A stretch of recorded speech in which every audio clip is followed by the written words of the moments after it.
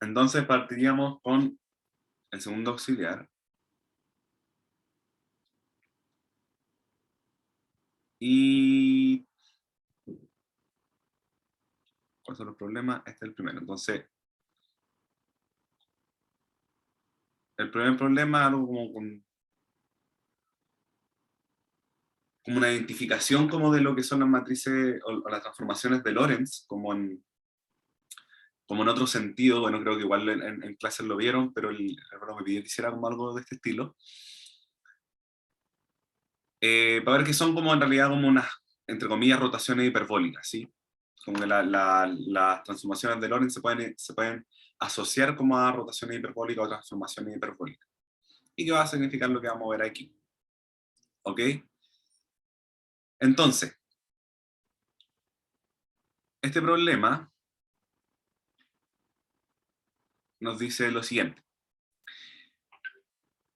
Está dividida en tres partes, nos dice, calcule las matrices exponenciales, como las matrices exponencial de ZA y exponencial de ZB, donde A y B son las siguientes matrices que están ahí.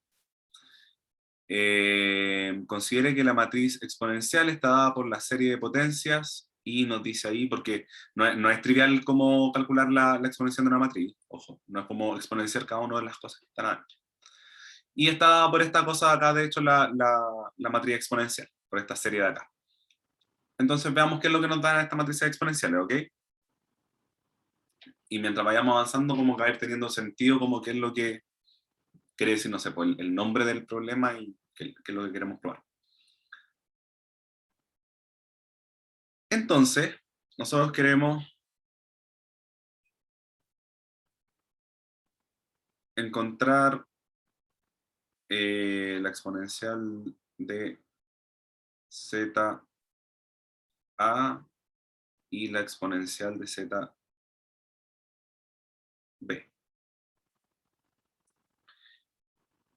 Y sabemos que, por lo que nos dice el enunciado, que la exponencial de una matriz es una serie que va desde n igual 0 hasta infinito de la matriz a la n partido en n factorial. Entonces, partamos por A. Partamos con A. Y vamos a tener entonces lo siguiente. O en realidad con mala letra busqué. Z. Entonces, E a la ZA debería ser algo como la suma de n igual 0 hasta infinito de Z a la n partido en n factorial. Y bueno, si esto lo expandimos, vamos a tener algo como, lo primero sería un z a la 0 por a la 0. Ok, desastre. A la 0 partido en 1, que es 0 factorial, más z a la 1 partido en 1 factorial, y así. ¿Sí? Al cuadrado partido en 2 factorial, y ahí en adelante no lo vamos a ir escribiendo.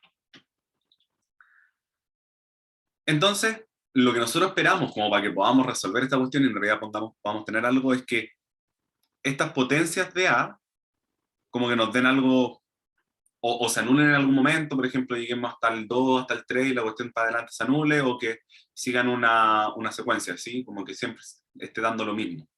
¿Ok? Entonces, veamos qué es lo que nos da. Bueno, A a la 0, esto es la identidad, matriz de identidad, como una matriz a la exponencial a la 0 es la matriz de identidad. Entonces, A a la 1, que es A, lo conocemos, y veamos cuánto nos da A al cuadrado, y si que necesitamos ver cuánto vale A al cubo, por ejemplo. Entonces, A al cuadrado es algo así. Esta cuestión está llena de cero.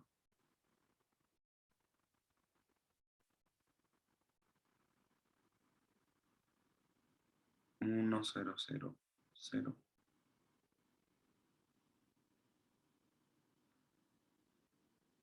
Y esto sería entonces, este primer término de acá es 1, 0, 0, 0. Y aquí ustedes me van diciendo si es que me creen o no, si me compran o no me compran. Y el resto son puros ceros, ¿cierto? ¿Y algo así? Ujú.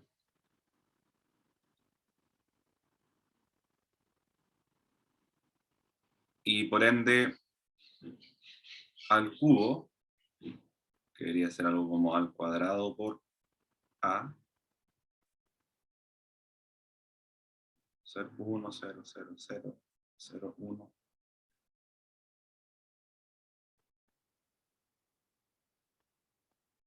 Oh, me faltó una fila acá.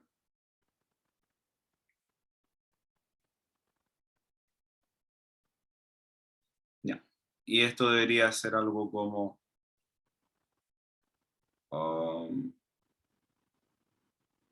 va, me faltaba que sería 0, 1, 0, 0, 1, 0, un montón de 0 acá y un montón de 0 aquí. Y esto, si no me equivoco, nos debería dar algo como eh, esta cosa de aquí. Y ustedes me van comprobando y me van diciendo si es que lo hice bien o lo hice mal. ¿Sí? Entonces, lo que nos damos cuenta es que en realidad lo que está pasando es que cuando tengo potencias cuadráticas o pares de A, lo que me está dando algo que tiene como una matriz identidad aquí en la esquina y puro cero alrededor. Y por ende, cuando lo multiplico con la matriz A, lo que está haciendo esta matriz identidad como que está aquí en la esquina es solamente dejar igual a A. ¿Sí? Y eso es lo que está pasando en los impares. Entonces, en específico, de hecho, como que podríamos no trabajar con la matriz completa, sino que trabajar solo como con los espacios que nos importan, que este espacio como de acá arribita. Y no sé si les complica mucho que trabajemos con la dimensión reducida de esta cuestión, pero podríamos no hacerlo. Podríamos decir como, ok, en realidad como que podría ser un poquito necesario como para identificar ahí, pero más allá de eso no pasa nada. Ya, entonces podemos notar que nuestra exponencial de z a se vería algo así. Eh, voy a tener z a la 0 partido en 0 factorial más eh, a partido en 1 factorial y filo, voy a llamar a esto, a esta cosa que encontramos aquí que es similar a una similar a ¿cómo decirlo? A una matriz de identidad, a esta cosa de aquí, o sea, a toda esta matriz que encontré acá la voy a llamar a cero porque debería ser lo mismo, ¿sí? Entonces voy a tener sigma a 0 partido en 2 factorial más z sigma. Z al cuadrado, a la 1 al cuadrado al cubo, pero al cubo va a ser a y va a ser partido en 3 factorial, etc. ¿Sí? Entonces podemos agrupar y factorizar como por estas matrices que encontramos, o sea, por la matriz A en el caso de los números impares y por la matriz A0 en el caso de los pares. Y tenemos entonces algo de este estilo. Ojo, aquí me pedí algo y es que esto es a la 0, esto a la 1, esto a la 2, a la 3, etc. Entonces voy a obtener algo de este estilo como de n igual 0 hasta infinito de sigma a 0 partido en... No, voy a reordenar un poquito esto. A 0 y voy a escribirlo así. Esto partido en n, estos son los pares, entonces esto debería ser 2n, y esto hablaba de la 2n, y aquí esto es factorial, más los impares, que deberían ser entonces a por z a la 2n más 1, partido en 2n más 1 factorial. Como estas cosas no dependen de n, las podemos sacar para afuera, y se van a dar cuenta que tenemos esa sumatoria de ahí, o sea, una serie que está ahí, y en realidad no necesitamos como saberlo, podemos buscar cuánto vale esa serie, y si alguien quiere comprobarlo, lo que tenemos exactamente ahí, ahora no me acuerdo cuál es cuál, así que lo voy a buscar igual. Pero son series que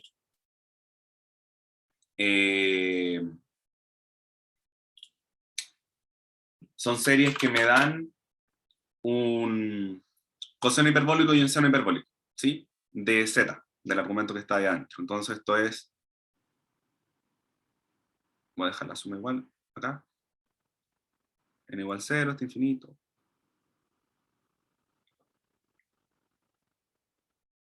A la 2n, partido en 2n factorial, más esta cosa de acá, que sería a, y n igual 0, 2n más 1, partido en 2n más 1 factorial. Entonces, busco al tiro la primera, y ahí vamos para la,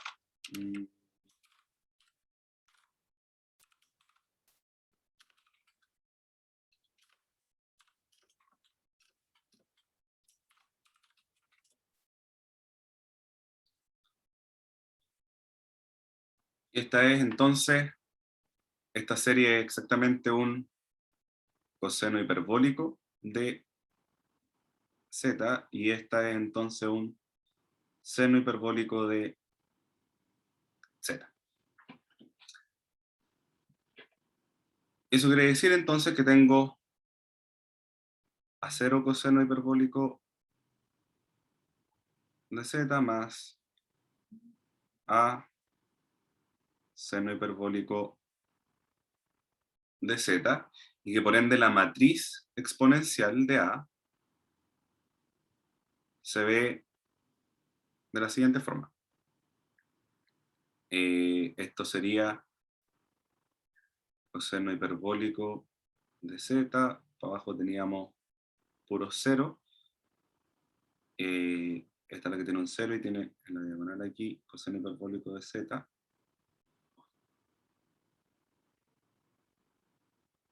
0 y 0, y puro 0 por acá.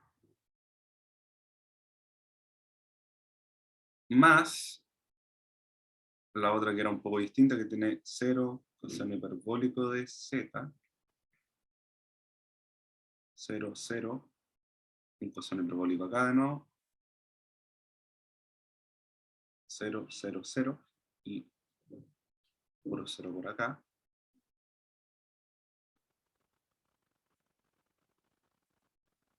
Y finalmente entonces esta cosa, mentira, aquí multipliqué mal, está bien, ahí, seno hiperbólico. Entonces finalmente esta matriz nos queda algo como coseno hiperbólico, seno hiperbólico, 0, 0, seno hiperbólico, coseno hiperbólico, 0, 0, y el resto son más 0.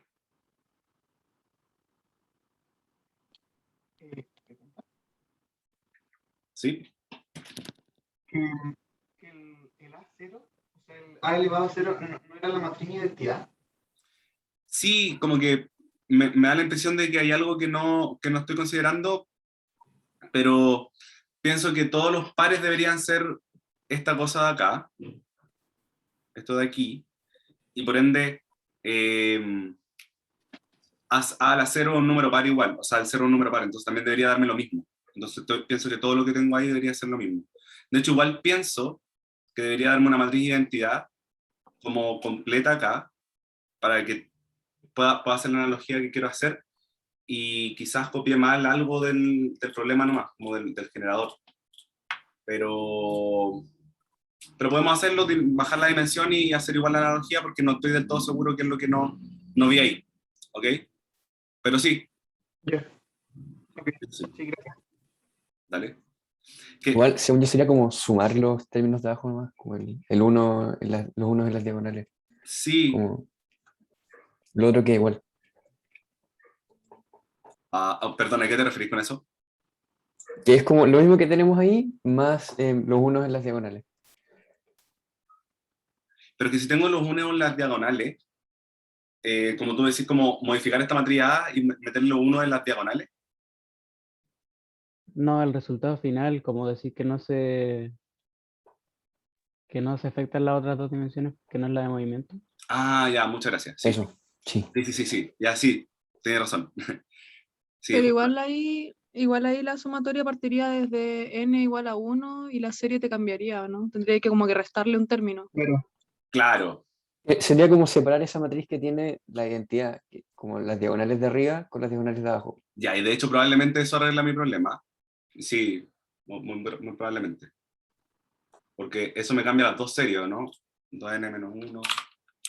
No deja la serie igual, solo el resultado queda con 2, 1 en la diagonal abajo a la derecha. Claro, lo que pasa es que lo que dice la compañera es verdad, porque podría... Ay, eso no lo tenía. Porque podría básicamente soltar como el primer término de la serie, y eso haría que mi término de la serie partieran desde un 1 en vez de un 0, por ejemplo. Ah, pero la matriz de identidad que tenía al principio la separáis en una suma de la identidad de arriba a la izquierda y abajo a la derecha, y ahí tenéis como lo mismo todo el rato. Ah, ya. Hoy tenéis razón. Bien hecho, sí.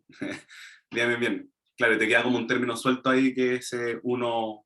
Bueno, eso, de hecho, eso vamos a considerar aquí. Qué buena idea, qué bien pensado. Eso es lo correcto. Esta cosa de aquí, no sé dónde soltarlo acá. Es eso. Muchas gracias. Y esto es básicamente más lo que me decís tú, que es puro cero por acá. Y eso deja justamente el problema que sin hacer esa barcedad aquí hice, que fue considerar que la cuestión, que la identidad o A a la 0 era lo mismo. Y en realidad aquí, llamarla a este en vez de A a la 0, pongámosle un nombre distinto, un L. Porque, ¿por qué no L? Y es como el nombre que tengo aquí en la cabeza. L. ¿Sí? Vale, gracias, sí. Y eso soluciona nuestro problema. Porque tengo como, no a la 0, sino que tengo L y tengo más 0,000.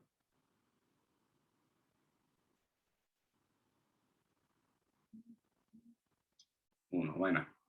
Y lo mismo acá. Pero igual ahí, según yo, partiría desde 1, no desde 0, ¿o no? Y al final eso como que te elimina esa matriz que estáis sumándole. No, lo que pasa es que yo de hecho no quiero que se me elimine esa matriz, ojo, porque eso era lo que me estaba pareciendo raro, porque Ah, ya. y partiría exactamente desde cero, porque este es un término que está elevado a la cero, ¿sí? Lo separó como dijo el compañero, la identidad que estaba aquí, esta identidad de aquí, la separé en dos, Ah, L ya, sí, no. Ahí ahora sí y, entendí, bacán. y el otro término que es el que tiene los uno acá abajo, y cero en todo el resto, ¿sí? Claro, y eso lo necesitaba porque eso deja invariante las otras coordenadas. 0. Ya, y vamos a sumarle aquí también la misma matriz de acá, entonces cuando tengo este resultado, voy a considerar que está esa otra matriz aquí sumando. Oh, ok.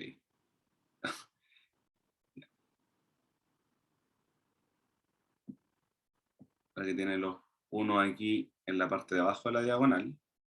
1 ahí, 1 ahí. Y eso me deja entonces esa cosa acá. Ya, entonces tenemos cuánto vale la matriz exponencial de A, que era parte de lo que nos pedía el problema. Luego, para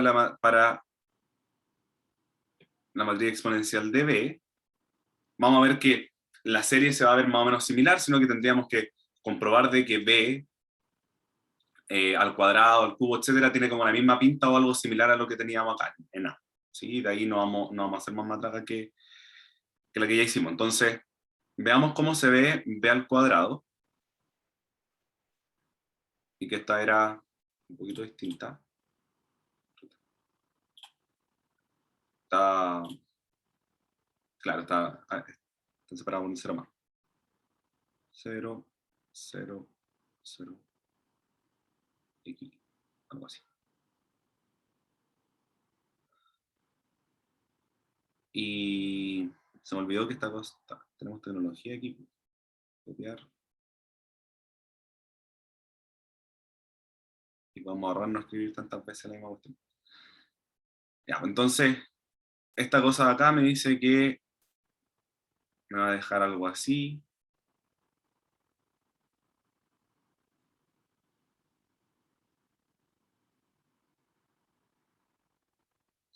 Sí, y por ende, como tenemos que ver al cuadrado de esta cosa que en la diagonal tiene estos 1 en los espacios 1, 1 y 3, 3, entonces B al cubo debería ser B. ¿Sí? Y por ende, podemos concluir que a la ZB debería darnos algo similar a A, sino que vamos a tener algo de este estilo. ¿O cuánto era lo que nos daba? O sea, vamos a tener coseno hiperbólico de Z. Luego vamos a tener un 0, un seno hiperbólico de Z, otro 0. Y aquí debería ser 0, seno hiperbólico de Z, 0, un 1. Y creo que me quedan puros 0, excepto aquí que también hay un coseno hiperbólico de Z. Bueno, y tendríamos la matriz. ¿Sí? Me compran lo que está pasando, ¿cierto? Al final también abrieron uno, ¿no? Ah, sí, tenéis razón, perdón. Al final también hay uno.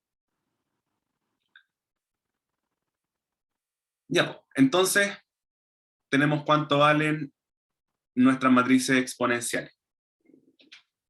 ¿Alguien tiene como...? Yo creo que todo iban bastante bien siguiéndome. ¿Alguien tiene alguna duda? ¿Todos iban cachando el cálculo? Entonces, la parte B nos dice que comprobemos que se cumple que la exponencial de A, de ZA transpuesta por la métrica de Minkowski, como por la métrica por E a la A, nos tiene que dar la métrica, ¿sí?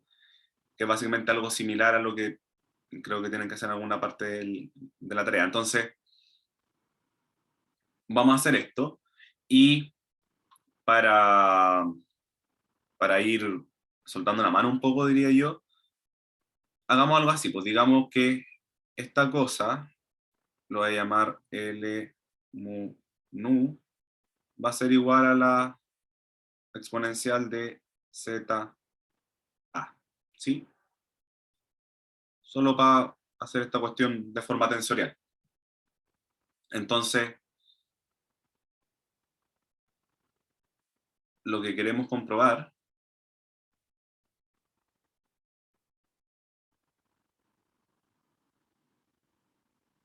se vería así.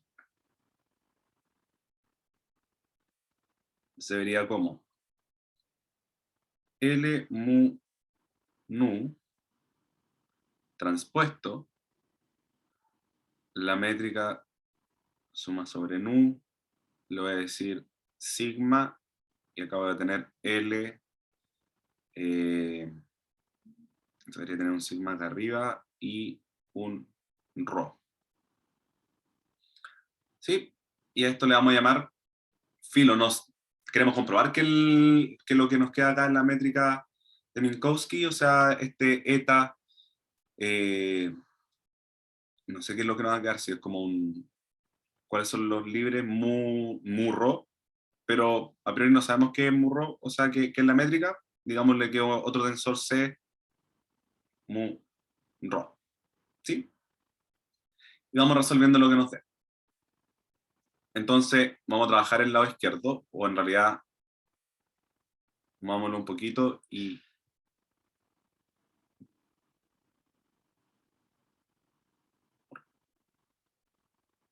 vamos resolviendo ahí esta cosa de acá.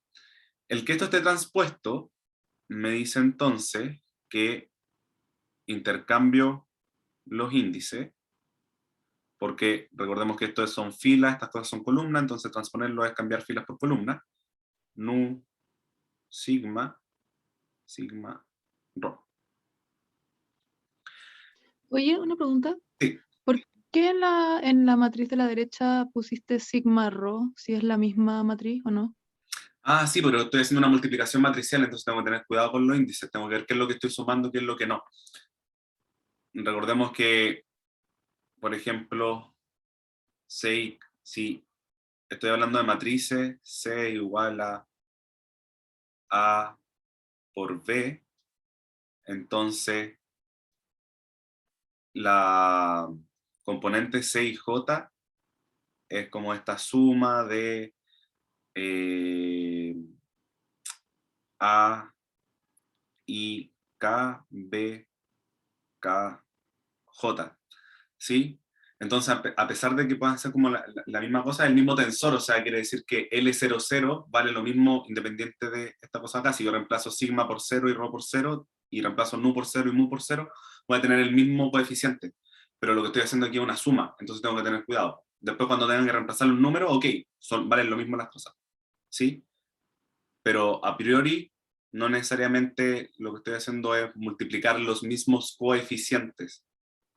Sí, tengo que ver cuáles son los coeficientes que se están multiplicando. Entonces ahí no lo estáis viendo como matrices, sino que como coeficientes. Eso. Estoy viendo como elementos. Sí, eso. Bacán, ya Eso. gracias. Eso es lo que hace básicamente, cuando uno trabaja con tensores y resuelve estas cosas de manera tensorial, lo que estoy haciendo es básicamente trabajar con los elementos. ¿Y por qué queremos hacer eso en general? Porque en matrices yo no les puedo decir esto. Si esto es así, eta y L, esto no es lo mismo que L transpuesto L eta. ¿Sí? Porque las matrices en general no conmutan. En cambio, cuando yo trabajo con tensores, como son las componentes de las cuestiones, esta cuestión me da lo mismo. Esta cuestión es lo mismo que L mu, nu, L sigma rho y eta nu sigma. ¿Sí? Por eso en general como que nos simplifica un poco el trabajo con tensores en algunos casos, porque puedo empezar como a conmutar cosas. ¿Sí? Puedo mover cosas, factorizar por cosas y va a ser mucho más sencillo. En algunos Una casos. pregunta, Ujú. ¿y por qué el primer índice de las L los pones arriba? Es una muy Como buena naturalmente. pregunta. Es una muy buena pregunta y creo que es como por la forma en que están definidos la teoría como del covariante como de las transformaciones de Lorentz. Y es como para que queden como en las posiciones que tienen que quedar los coeficientes, porque cuando yo sumo sobre nu, por ejemplo, acá, lo que estoy haciendo con esa métrica creo que es bajar como un índice. Entonces esto me queda algo como, no sé qué otra letra ponerle, D.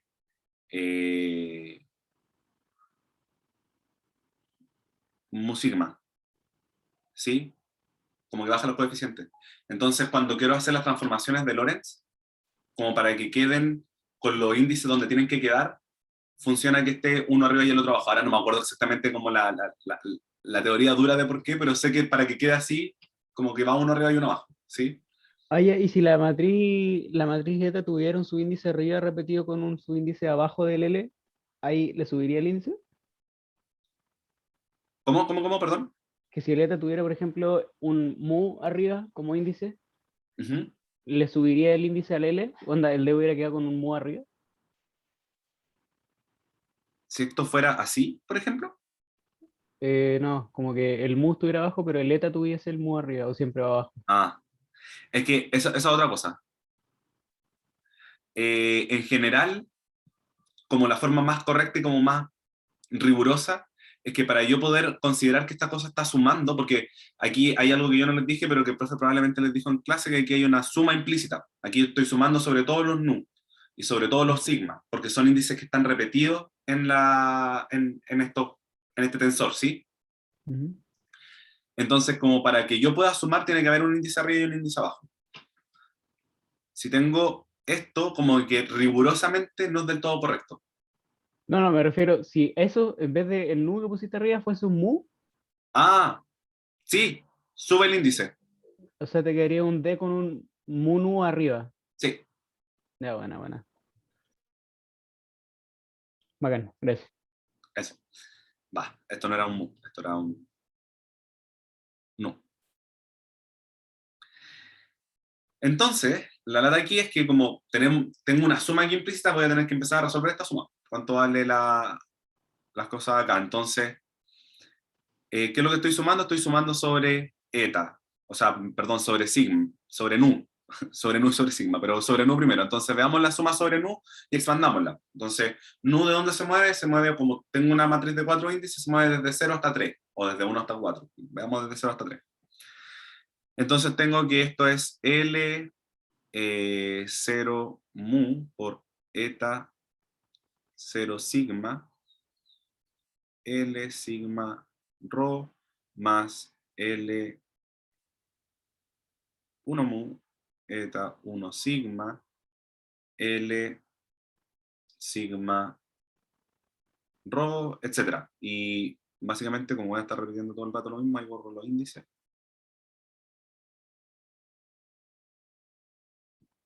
Ah, no, me está ganando la tecnología. Entonces lo pego acá. Lo pego. Vamos a pegarlo ahí y vamos a pegar el último bajito.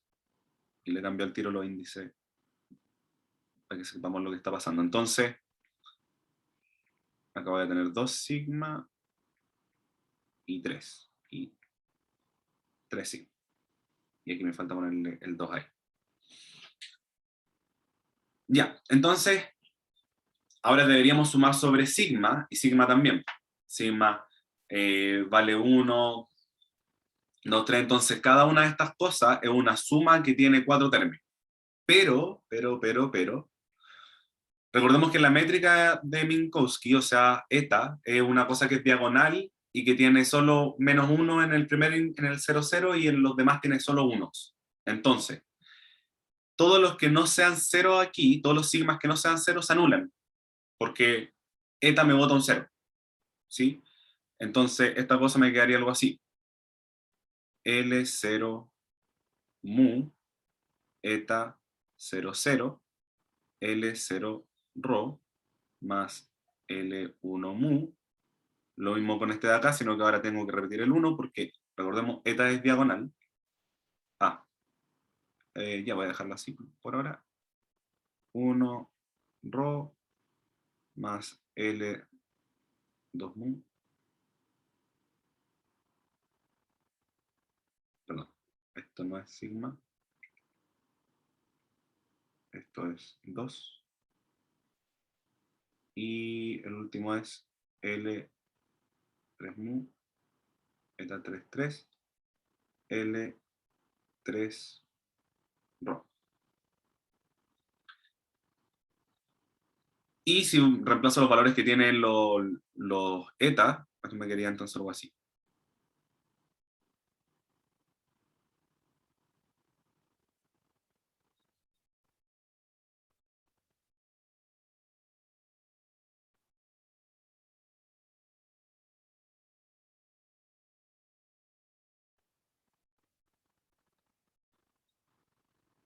Y bueno, lo mismo ahí para todo.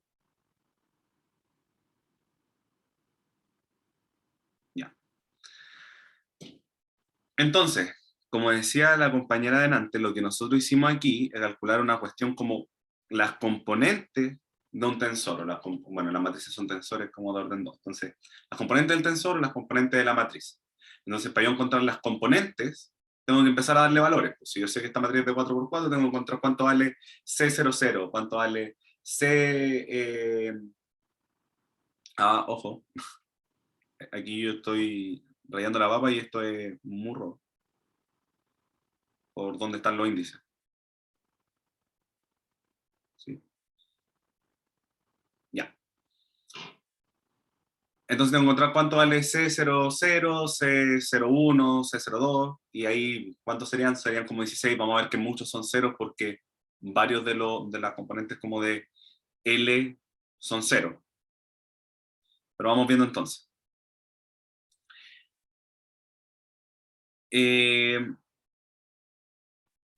C00 es igual a, ¿cuánto vale esta cosa de aquí? Esto es menos L00, 00, más L10,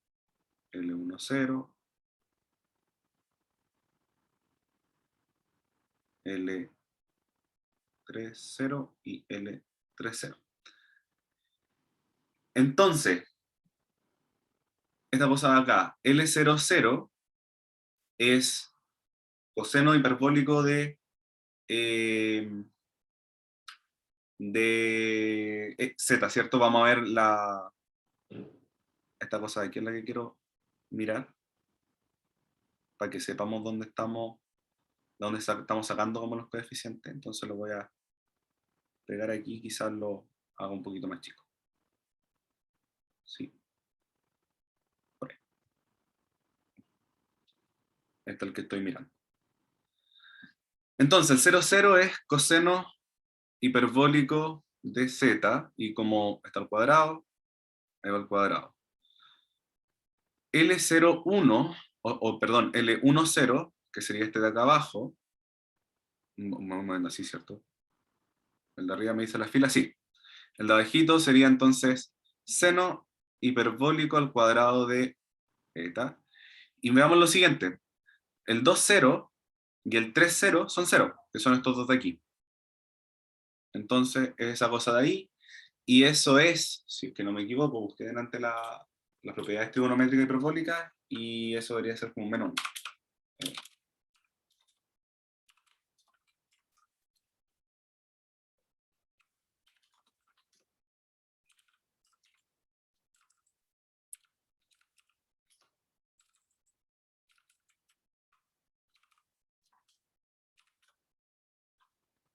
Y eso ahí debería ser exactamente.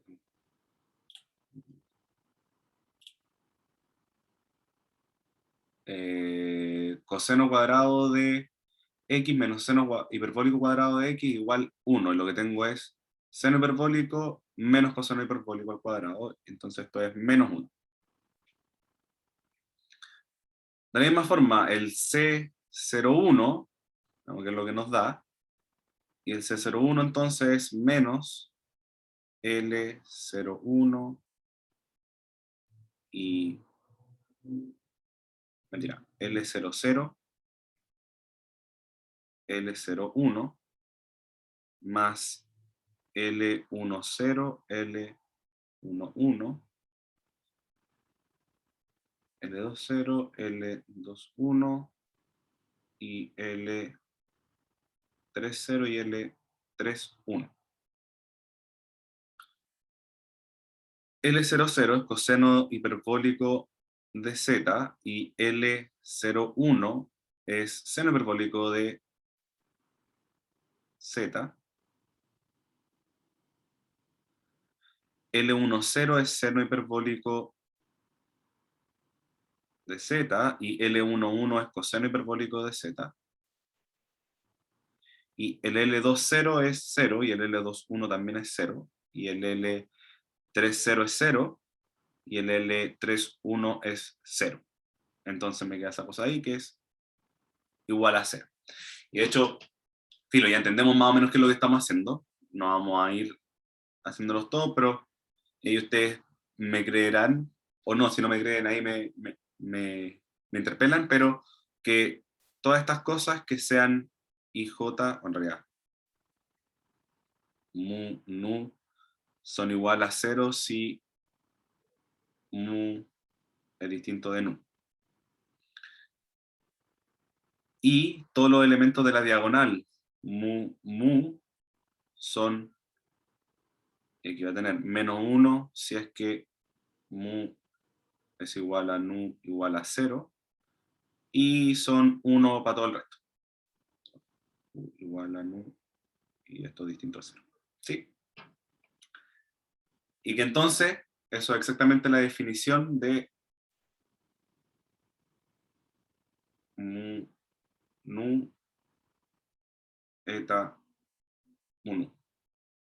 ¿Sí? Entonces comprobamos que esta multiplicación que nos pedían ahí da exactamente la métrica de Minkowski, ¿sí?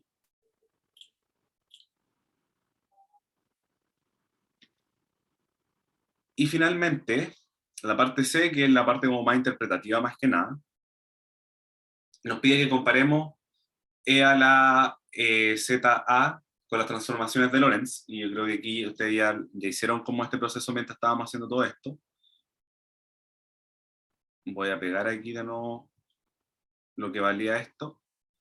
Y ¿alguien ve como la comparación con la transformaciones de Lorentz? ¿Qué es esto referente a las transformaciones de Lorentz?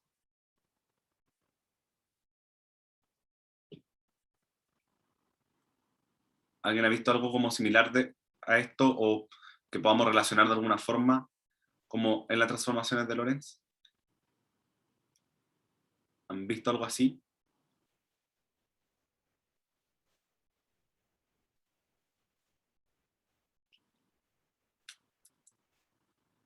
¿Sí? ¿No?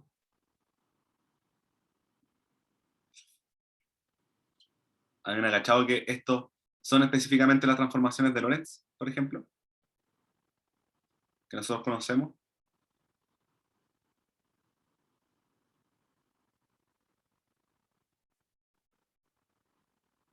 ¿Sí? Creo que lo vieron en algún momento en clase.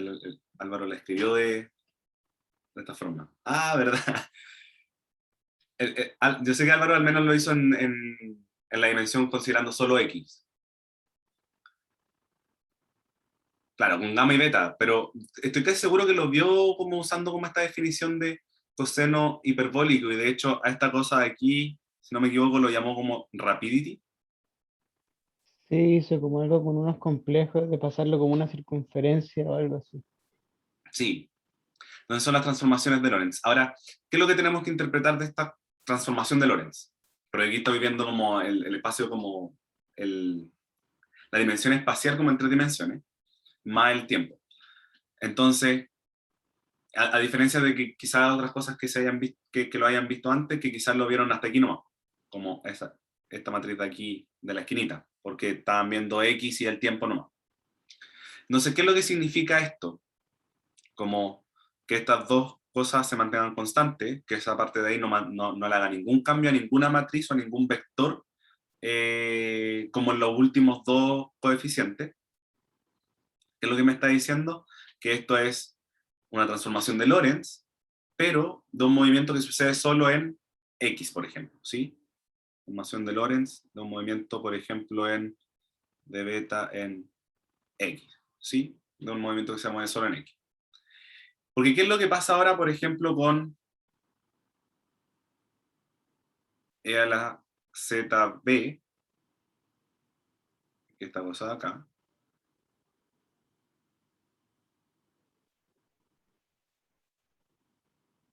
porque esto igual lo podemos interpretar como una transformación de Lorentz, pero ahora no se está moviendo en X, sino que se estaría moviendo en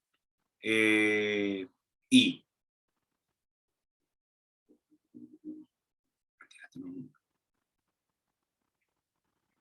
Ah,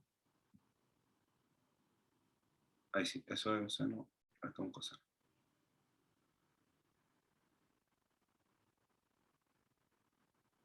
¿Sí? Entonces esto es la misma transformación, pero de un movimiento en Y. Y que básicamente qué es lo que queríamos llegar, y en realidad aquí puse 2 de los generadores, pero existen 3 generadores, que ahora es, yo le escribí A, B, y por ejemplo existe C, que es la misma cosa, pero tiene los unos acá y el resto son todos cero. ¿Sí? Y eso es otro generador que cuando yo lo exponencio con un Z, esta cosa me da la transformación de Lorentz, pero que se mueve en la dirección de un sistema de referencia que se mueve en la dirección Z. ¿Sí? Eso es lo que podríamos decir. Entonces, ¿qué es lo que nos pide? Nos pide que calculemos, le puse valor de eta, y en realidad quería decir Z y en el auxiliar, en función de la rapidez de un sistema de referencia inercial. O sea, lo que quiero decir en el enunciado es que calculemos esto en función de la velocidad de un sistema de referencia, haciendo esta analogía con las transformaciones de Lorentz. ¿Sí? Y que queden en función de la velocidad gamma, si es que fuera necesario también. Entonces, usando esta primera igualdad, llamémosle asterisco, usando asterisco, necesitamos que si nosotros conocemos las transformaciones de Lorentz como algo que es así, ¿qué era lo que estaba en la diagonal? Gamma, ¿cierto? Gamma menos beta gamma, 0, 0, menos beta gamma, gamma, 0, 0. Eso, ¿cierto? Eso es lo que conocemos como las transformaciones de Lorentz en función de gamma y beta. ¿Sí? Entonces lo que me dice esto acá es que el coseno hiperbólico de z tiene que ser igual a gamma, a que calce aquí y aquí, y que el seno hiperbólico de gamma tiene que ser igual a menos beta gamma, para que calce con estas cosas de acá. Y por ende, que la tangente hiperbólica de z está dada por menos beta gamma partido en gamma, o por menos beta, y que entonces z está dado por, bueno, no voy a decir mucho aquí, la tangente hiperbólica la menos 1, la arco tangente hiperbólica de menos beta. ¿Sí? Donde sabemos lo que es beta es la velocidad partido en C. La velocidad del sistema partido en C. Miguel, ¿no te falta una fila en la matriz? Si me falta una fila en la matriz.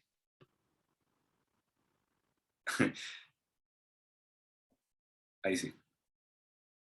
Muchas gracias. Eso. ¿Se cacha? Yo creo que llegaron como a ese tipo de conclusiones o algo similar como en clase o lo vieron en alguna parte. ¿Alguna duda? ¿Todo bien por ahora? A mí me gustaría saber cómo, gráficamente, cómo se vería ese Z. Si es Uf. que se puede, si es que tiene. Yo creo que tiene alguna visual. Mira, mándame un mail para traértelo la próxima clase, para que no se me olvide y para prepararlo para decirte, porque este Z me da la impresión que tiene que ver como la proporción con la que se mueven los ejes, por ejemplo, en los diagramas de espaciotemporales. Ustedes ven que los diagramas espaciotemporales, que son XT, y esto sería el cono, la línea de luz, la velocidad de la luz. Cuando usted hace una transformación de Lorentz, lo que hace, porque lo que es, ¿qué es lo que se hace? Y por eso en la tarea, por ejemplo, aparece algo tienen que demostrar algo con las rotaciones, y otro con los boosts, que son estas transformaciones de Lorentz. Que las rotaciones lo que hacen es tomar este sistema y rotarlo un ángulo, ¿cierto? X, prima t. Eso hace las rotaciones. Una matriz de rotación que en vez de ser un coseno hiperbólico y un seno hiperbólico son coseno y seno. ¿Qué es lo que hace esta cosa de acá? Es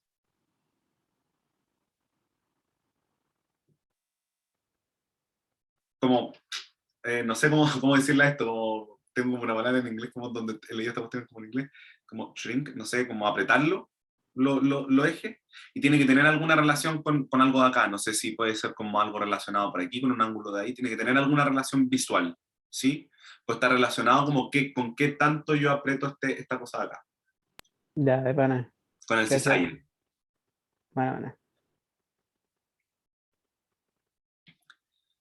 Y una muy buena pregunta, de verdad mándame un mail porque me gustaría saber, porque también es algo que me gustaría saber, como dónde lo veo visualmente. Lo veo ahí, lo veo acá, o lo veo como algo quizás no tan directo, ¿no? Más implícito, no sé. Y me gustaría saber. Él desaparece. Ya. Vamos por la P2, para ver si alcanzamos a hacer completar todo el auxiliar.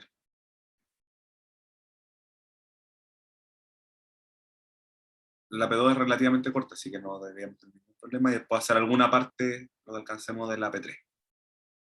Eso es un poco más largo. Entonces hoy día estaban viendo, empezaron a ver dinámicas, si no me equivoco, entonces ahí van a ver algunas cosas que vamos a necesitar. Y supongo que definieron en algún momento lo que era el momentum. Y para la pregunta siguiente, sí, no aquí, quizás definieron también lo que fueron la cuadrivelocidad, ¿cierto? O cuadrivectores. Aquí no lo vamos a usar, pero sí en la pregunta siguiente. Pero sí me interesa que hayamos visto la definición de momento.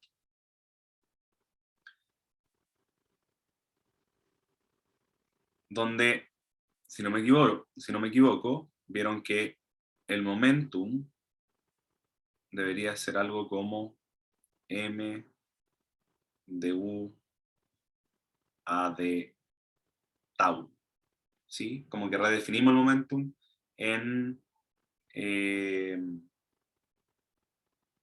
¿cómo que se llama esto? En relatividad, es decir, que m de u a de tau, es de u de tau, nada que ver, de x a de tau, ¿sí?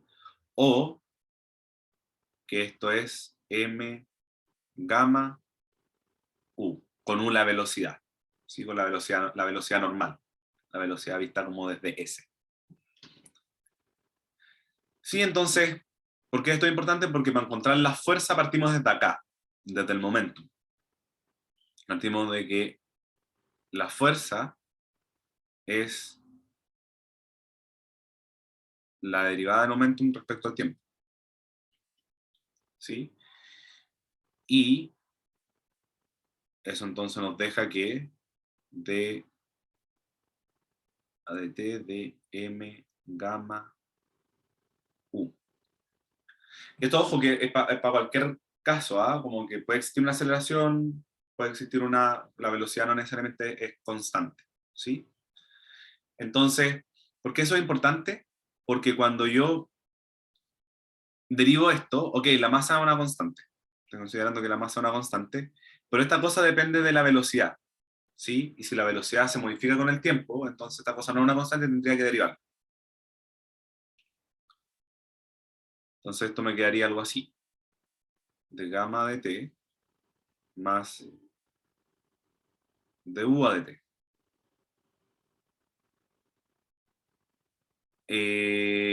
Voy a resolver primero esta cosa de aquí, porque eso no hay mucho más que yo pueda hacer, sino que decir que esto es la aceleración más dA de t de lo que es gamma. ¿Y qué es gamma? Gamma lo puedo escribir como 1 menos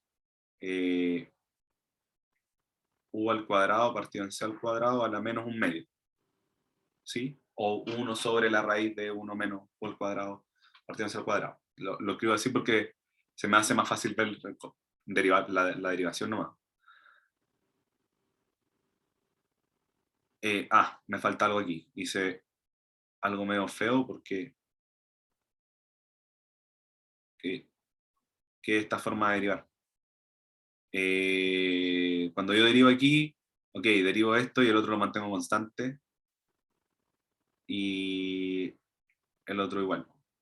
Mantengo constante gamma, derivo U.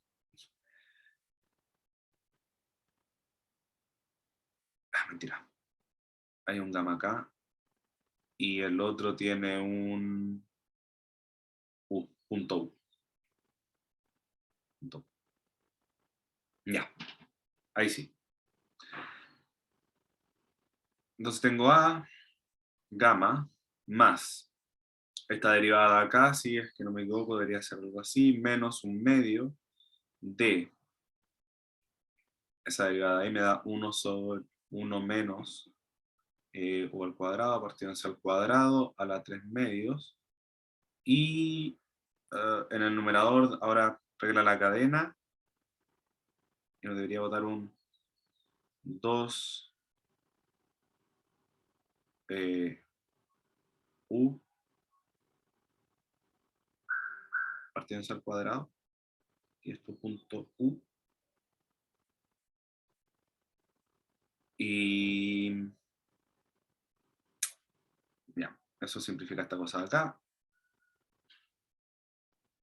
Y se dan cuenta, esto a la 3 medios es lo mismo que un medio menos 1, mentira, menos un medio más 1, perdón, un medio más 1. ¿Por qué me sirve eso? Porque el 1 sobre 1 menos U al cuadrado menos C al cuadrado a la 1 medio es gamma. Entonces tengo la aceleración por gamma menos gamma U partido en C al cuadrado partido en 1 menos U al cuadrado partido en C al cuadrado. ¿Sí? Punto U o no. ¿Hay algo que estoy omitiendo? Sí. Y es que, ojo acá, cuando dice regla de la cadena, derivé el U al cuadrado, pero después hay que derivar el U y eso me da la aceleración. ¿Sí? Entonces esta cosa de acá, voy a factorizar por gamma,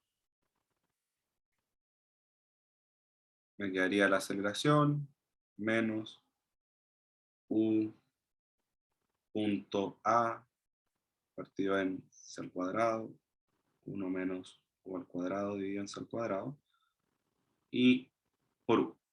¿Sí? Y que es básicamente lo que nos pedía demostrar, si igual una cuestión cortita, nos pedía demostrar el enunciado, y excepto por este C al cuadrado, porque es un problema donde saqué donde la gente consideraba que C valía 1, ¿sí? Y si consideramos que C vale 1, entonces tenemos exactamente lo mismo. ¿Sí? ¿Alguna duda? ¿Algo que preguntar como respecto a toda esta cuestión de acá? Como un poquito más atrás nomás, pero igual en volada sale algo por ahí. Algo más extraño.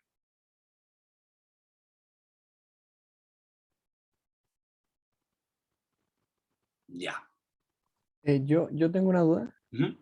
Y esta sería la fuerza que siente qué objeto, visto desde dónde. Esto sería una fuerza, yo diría, me atrevería a decir que es vista desde un sistema como un sistema laboratorio. Y el objeto tiene que ser un objeto cualquiera. Que estoy viendo, o sea, un objeto que estoy viendo en algún sistema de referencia que se está moviendo con U, o un objeto que se está moviendo con velocidad U. ¿Sí? ¿Y ese t sería el tiempo propio del objeto con el No, respecto al cual derivamos? no. Este T no es el tiempo propio, este T es el tiempo. Por eso me atrevería a decir que esa fuerza es una fuerza vista en el sistema como de laboratorio. Sí, es como el T no el T propio. Ya, súper, gracias. Sí. Tengo otra duda. Ajá. Cuando derivaste, hiciste regla de la cadena en el u cuadrado partido en c cuadrado, ¿no Ujú. falta un menos ahí? Tenéis toda la razón, po. Tenéis toda la razón. Me falta un menos y muy Ah, bueno. probablemente esta cuestión aquí debería ser un más y algo que quien escribió el problema antes que yo se comió ahí un signo nomás. ¿Sí? Ya, bueno. Sí, no hay ningún problema. Oye, y yo tengo una duda, al derivar con respecto al tiempo, ¿por qué aparecía como vector el producto punto, digo?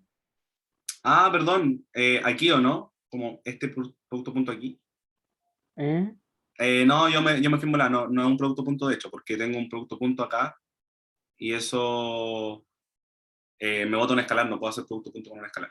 Mala mía. Claro, y ese producto punto, ¿de dónde sale? Sí, cuando tú derivas un vector, cuando derivo b respecto al tiempo, o b al cuadrado en verdad. Ah, mala mía, estaba derivando el vector. Ya, no había cachado. Ya. Sí, sí. Sí, Gracias. eso.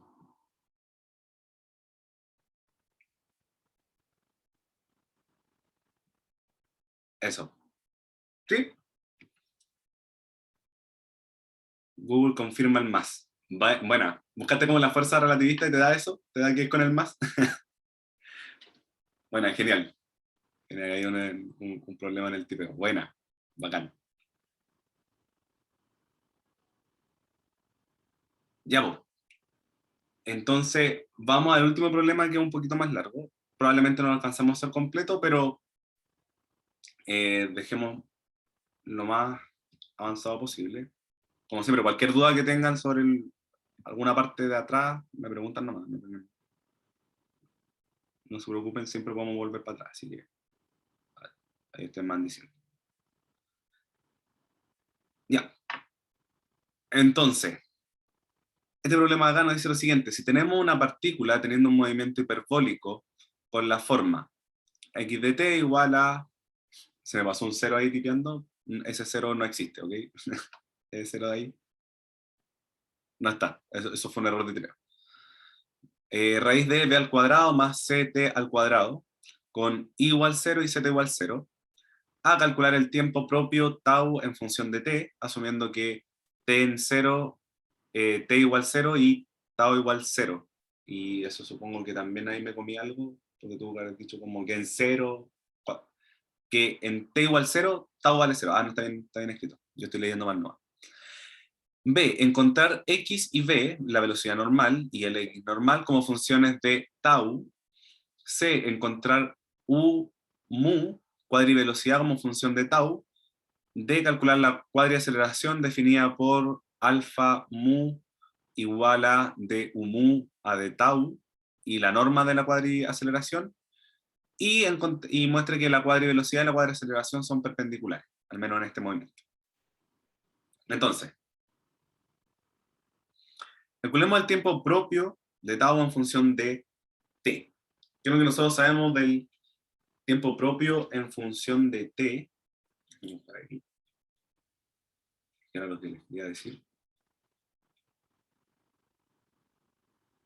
Y es que yo sé que el tiempo propio, o el diferencial de tiempo propio, porque en verdad, como estamos trabajando en un problema que está acelerado, tenemos que tener cuidado, entonces, que la diferencia de tiempo, o de tau, es igual a dt dividido en gamma. ¿Sí? Nosotros sabemos eso, y por ende, si queremos encontrar cuánto vale tau en función de t, deberíamos integrar esta cosa acá. ¿Sí? Deberíamos integrar esto en esta cuestión de aquí, ver cuánto entonces vale tau viendo los límites, o sea, la condición de borde, y es que, o la condición inicial de que en el tiempo igual 0, tau vale 0. Pero para eso necesitamos saber cuánto vale gamma. Entonces, ¿cómo encontramos gamma?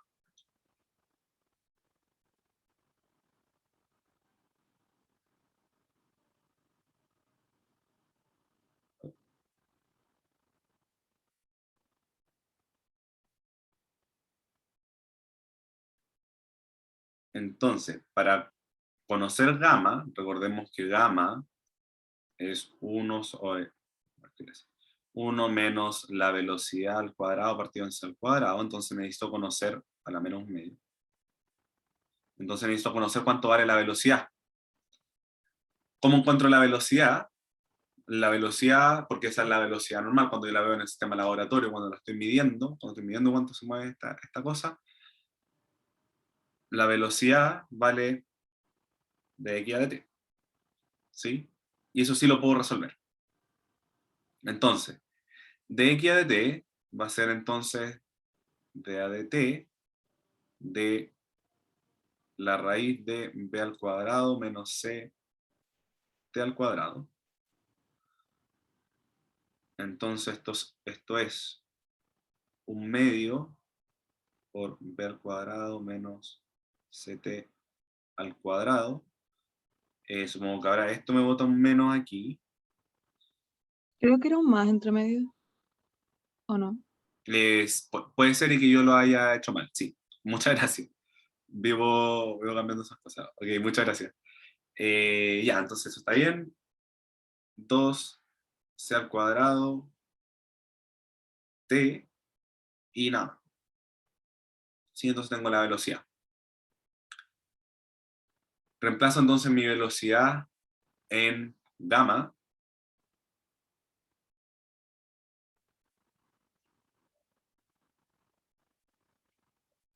Creo que faltaría la raíz en abajo.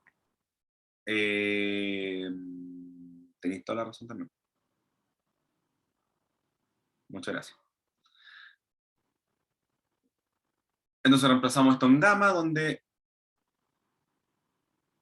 tengo que gamma, y lo voy a escribir así ahora, es 1 sobre la raíz de 1 menos la velocidad al cuadrado, que va a ser entonces, voy a simplificar eso ahí al tiro, que sería c a la cuarta, t al cuadrado, partido en b al cuadrado, más c t al cuadrado, y todo esto debería estar dividido por s al cuadrado de ahí, ¿cierto? Y esto me dejaría entonces 1 partido en raíz de 1 menos c al cuadrado partido en b al cuadrado más c al cuadrado t al cuadrado. Y me da la impresión entonces de que esto va a quedar algo así. B al cuadrado más c al cuadrado t al cuadrado partido n. Lo que estoy haciendo es ahí igualar los denominadores. Y eso entonces me quedaría b al cuadrado y nada más que b al cuadrado, ¿cierto? Porque me queda b al cuadrado más c al cuadrado t al cuadrado menos c al cuadrado t al cuadrado, y eso entonces quedaría b al cuadrado. Eso entonces 1 sobre b raíz de b al cuadrado más esa otra cosita allá. Tengo entonces cuánto vale gamma. Y ahora que tengo cuánto vale gamma, entonces tengo que de tau es igual a dt sobre gamma, y por ende cuando integre esta cosa de acá, va a decir que tau tiene que ser igual a esta integral de dt, y voy a reemplazar cuánto vale gamma, dt b partido en la raíz de b al cuadrado, no, una raíz, b al cuadrado, más ct al cuadrado, más una constante, que vamos a ver cuánto vale la constante. Esta integral de acá no nos vamos a dar muchas vueltas para resolverla. Lo más probable es que esto se resuelva como con un cambio de variable trigonométrico, es decir, que t es proporcional a una tangente de una variable auxiliar, y cuando integremos eso, al final esta cuestión nos va a dar lo siguiente, está calculado. B partido en C, logaritmo natural de ct más la raíz de b al cuadrado más ct al cuadrado, más la constante que tenemos ahí. Eso es el tau. Entonces, ¿qué es lo que me falta como para tener como completamente descrito cuánto vale tau? Es encontrar cuánto vale esa constante. Y para eso digo que en t igual 0, tau vale 0. Entonces, Si reemplazo eso, 0 tiene que ser igual a b partido en c, logaritmo natural de b, más la constante. Entonces esa constante es igual a menos b partido en c, logaritmo natural de b. No lo voy a encerrar en verdad, porque entonces el tiempo propio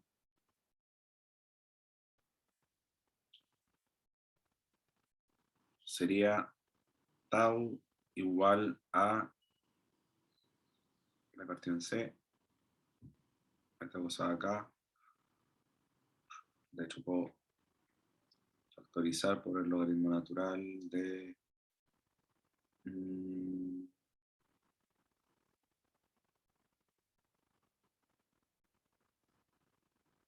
y esta constante era menos logaritmo natural de b. Y ahí ustedes me corrigen, pero eso quiere decir que yo puedo hacer lo siguiente.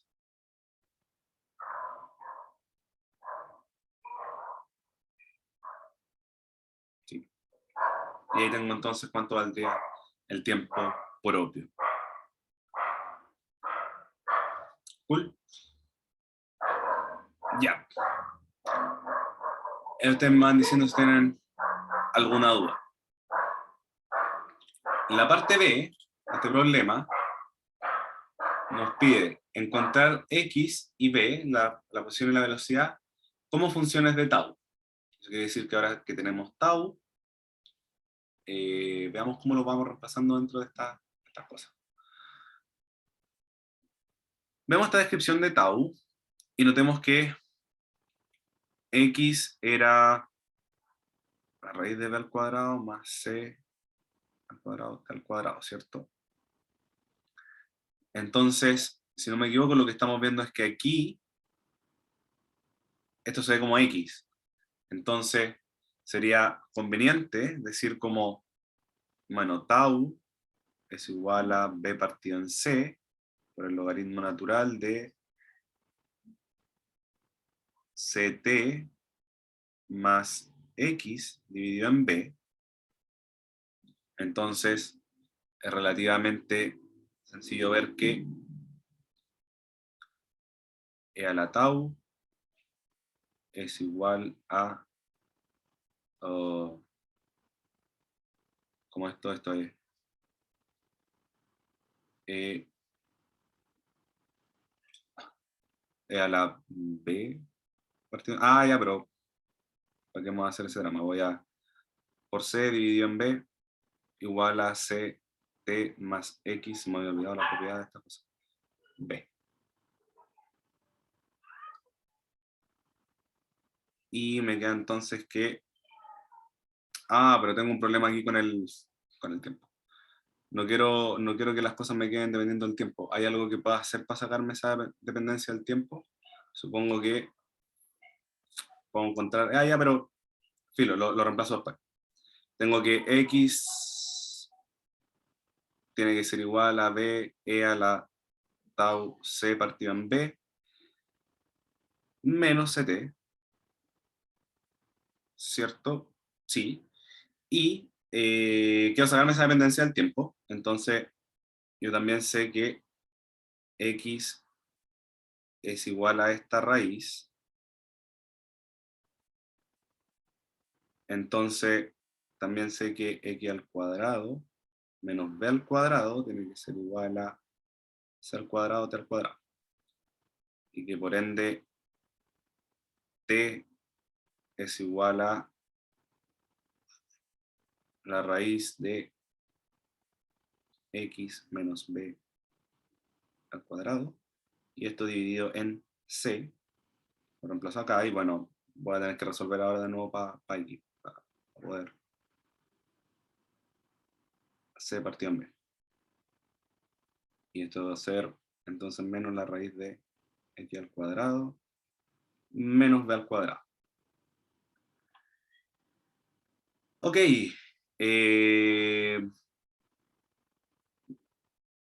Para no confundirnos, vamos a hacer esta cosita acá. eso es lo que estamos ocupando, x menos b e a la tau c partido en b, tiene que ser igual a, y en realidad vamos a hacer lo siguiente, a la raíz de x al cuadrado más b menos b al cuadrado. Elevamos al cuadrado, y esta cosa entonces nos da x al cuadrado menos 2be tau c partido en b más b al cuadrado e a la 2 tau c partido en b igual a x al cuadrado menos b al cuadrado. Esta cosa se va con esta cosa y me faltó algo aquí que era menos 2xb, entonces de ahí puedo despejar cuánto vale x. Entonces 2xbe tau c partido en b tiene que ser igual a b al cuadrado e a la 2tc partido en b más b al cuadrado. Y por ende, x tiene que ser b partido en 2 e a la tau c partido en b más b partido en 2 e a la menos tau c partido en b. Esta cosa de aquí, entonces se ve como b e a la tau c partido en b más e a la menos tau c partido en b partido en 2, y esto que está aquí es justamente un coseno hiperbólico de tau c partido en b. ¿Sí? Entonces x es igual a b coseno hiperbólico de tau c partido en b. Y encontré entonces cuánto vale x en función de tau. ¿Ok? Nos dieron las 4, entonces creo que estaríamos más o menos listos y podemos terminar la siguiente clase, lo que nos queda. En la siguiente auxiliar podemos terminar las partes que nos quedan, pero ahí ya van viendo más o menos cómo se ve la cosa. ¿Ok? ¿Tienen alguna pregunta sobre lo que llevamos hasta acá?